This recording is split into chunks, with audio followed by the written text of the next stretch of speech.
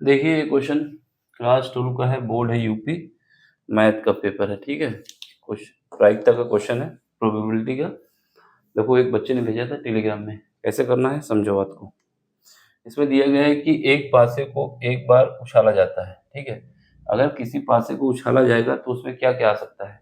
एक आ सकता है, दो आ सकता है, तीन आ सकता है, चार आ सकता है, पांच आ सकता है और छह आ सकता है। इसके अलावा कुछ आने वाला नहीं है, तो एक बार ही उछालना है। ठीक है, कंडीशन जो लिखी होती हैं ये बहुत इंपॉर्टेंट होती हैं, इन्हीं पे क्वेश्चन बेस होता है। जैसे एक बार उछालना तो एक ही बार उछालना है।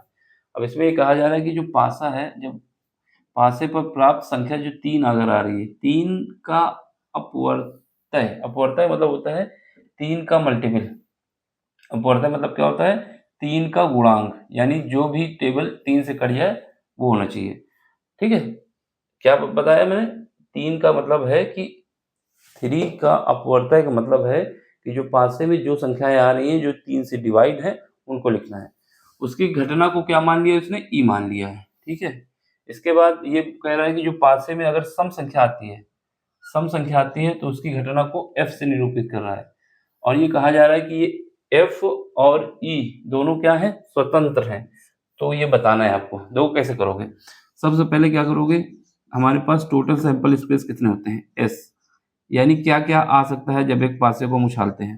तो एक आ सकता है, दो आ सकता है, तीन आ सकता है, चार आ सकता है, पांच और छह। इसके अलावा कुछ नहीं आता पासे में। ठीक है, एक से लेकर छह तक कुछ भी आ सकता है।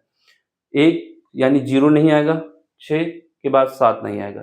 यही छह संख्याएं आती हैं, एक दो तीन चार पाँच छह। ठीक है, अब जैसा बोला है, पहला बोला है कि जो ई घटना है, ई घटना जो है वो क्या है? इसमें ई घटना के विषय में बोला है कि तीन का अपवर्तय है। अपवर्तय का मतलब है तीन के टेबल में आना चाहिए। तीन के टेबल में क्या क्या आ सकता है? तीन के टेबल में एक तीन खुद आ सकता है, दूसरा छह आ सकता है, इसके अलावा कुछ नहीं आता। इन इसमें पासे में बाकी तो नौ आता है, लेकिन पासे में यही दो संख्याएं हैं, तीन और छह। इसके अलावा कुछ नहीं है इसमें। तो ये तो हमारे पास आ जाएगा तीन। ठीक है, इसके बाद एक शब्द और बोला है। क्या बोला है?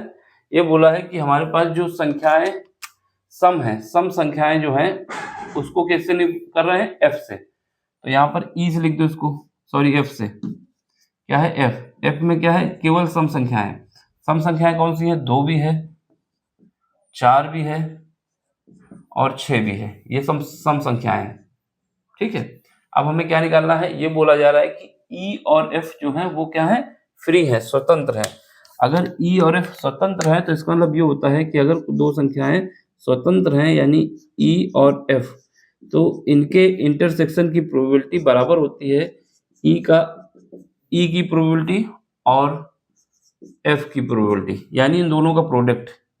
अगर दो संख्याएं स्वतंत्र हैं तो हमें क्या बताना होगा? इन दोनों में जो भी कॉमन होगा उसकी प्रोबेबिलिटी बराबर होगी। इन दोनों की अलग अलग प्रोबेबिलिटी निकाल दी जाए, उसका मल्टीप्लाई कर दिया जाए। ये कंडीशन होती है स्वतंत्र घटनाओं की। कैसे? स्वतंत्र घटना होने पर, अगर घटना स्वतंत्र है तो ये होगा। ठीक है, अब हमें क्या निकालना होगा? इंटरसेक्शन निकालना होगा। इंटरसेक्शन निकालने का मतलब है ई में भी हो और एफ में भी हो। ठीक है, तो ई इंटरसेक्शन एफ कैसे निकालोगे? ई और एफ दोनों में जो कॉमन होगा वही लेंगे। तो यहाँ पर देखा जाए छह यहाँ पर भी है, छह यहाँ पर भी है, और बाकी कोई कॉमन नहीं है, तो कितना आ जाएगा? ये आ जाएगा छह। अब इनकी प्रोबेबिलिटी निकाल दो। अब प्रोबेबिलिटी ऑफ क्या निकालोगे? सबसे पहले प्रोबेबिलिटी ऑफ ई निकाल देते हैं। प्रोबेबिलिटी ऑफ ई, प्रोबेबिलिटी क्या होती है? प्रोबेबिलिटी होती है कितना अनुकूल परिणाम है और कुल परिणाम कितना है। तो अनुकूल कितना है? इसमें दो ही तो आएंगे, बाकी कुल कितने हैं? छह। इसमें कुल कितने हैं? इसमें कुल छह हैं। और इसमें कुल कितने हैं? इसमें कुल दो हैं। और इसमें कुल कितने हैं? इसमें कुल तीन हैं। ठीक है, इनको जोड़ा जाता है। चलो अब इसको कर लेते हैं। तो यहाँ पर प्रोबेबिलिटी ऑफ ई, ई कितना आ जाएगा? यहाँ पर आ जाएगा, इसके भी अनुकूल कितने हैं? दो हैं, कुल कितने हैं? छह हैं। डिवाइड करो, कितना आ जाएगा? 1/3 आ जाएगा। तो यहाँ से हमें पता चला कि प्रोबेबिलिटी ऑफ जो ई आएगा वो 1/3 आ जाएगा। एक बात, अब क्या निकाल लेते हैं? प्रोबेबिलिटी ऑफ एफ निकाल लेते हैं। प्रोबेबिलिटी ऑफ एफ निकाल लेते हैं। ठीक है, ये निकालोगे, इसमें कितनी है? तीन है, ये अनुकूल है। और कुल कितने हैं? कुल यही छह हैं। काटो कितना आ जाएगा 1/2 आ जाएगा। यहाँ से पता चला कि जो प्रोबेबिलिटी ऑफ एफ है वो आएगी 1/2 आएगी। अब इसके बाद क्या निकाल लेते हैं, अब निकाल लेते हैं probability of E intersection F. Probability of E intersection F, यहाँ पर देखो ये कितने हैं, 1 है, केवल यहाँ पर 1 है, कुल यहाँ पर कितने 1 है, टोटल कितने हैं 6 हैं, तो कितना आएगा 1/6 आएगा। अब जो घटना स्वतंत्र है उसके लिए कंडीशन लगा दो, स्वतंत्र घटनाएं, अगर स्वतंत्र घटनाएं हैं तो क्या होगा, probability of E intersection F is equal to आना चाहिए probability of E into probability of F. Value put करो, ये कितना है 1/6 है, और यहाँ पर कितना है ये कितना है 1/3 आया है, और ये कितना है 1/2 आया है, बराबर क्या हो जाएगा 1/6 बराबर 1/6। इसका मतलब दोनों घटनाएं स्वतंत्र हैं, इसलिए दोनों घटनाएं स्वतंत्र हैं, स्वतंत्र, यही हमारा आंसर है। इसको ऐसे ही करना है, देख लो कहीं पर भी डाउट हो तो पूछ लेना, ठीक है। सिंपल सा क्वेश्चन है, 2 नंबर में आता है या फिर 3 नंबर में आता है, इसको देख लो समझ लो, कहीं पर भी डाउट हो तो पूछ लेना।